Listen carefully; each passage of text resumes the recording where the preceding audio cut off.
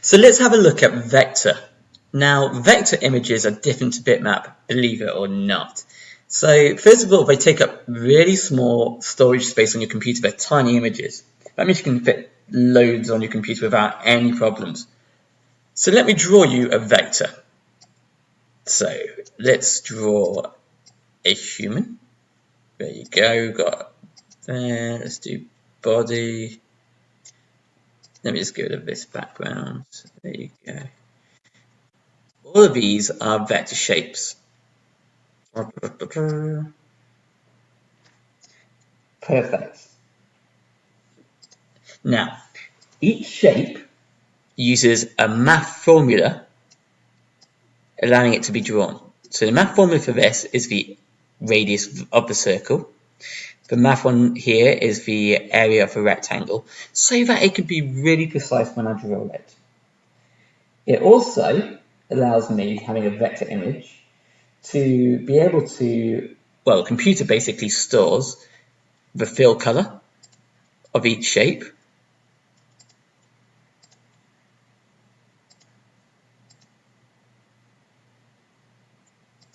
Just like that. It allows me to store, well, the computer stores the line thickness. So it stores maths to work out the positions of the lines, to store the width of a shape, all of that stuff. It also stores what color I'm using, what line thickness I'm using. Now look at this. What I'm going to do is I'm going to group this vector image together. And now look what happens when I make it bigger and smaller. It doesn't become pixelated like the pixels, like the bitmap. That is because it doesn't use pixels. So it can be scaled larger and smaller.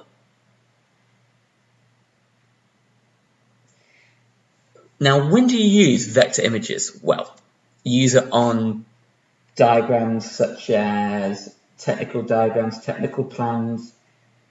Architects use them, for example. It's used on pictures when you're not using many colors. So this diagram doesn't use many colors. Tick, it's a diagram. Tick. It's also used on logos. So this is a vector image. It's used on lettering. So if you want to do lettering on a computer, you want to use vector, not bitmap. If you want to make a logo, vector, not bitmap. It's used on clip art. Look at that lovely cow. Very nice, very cool.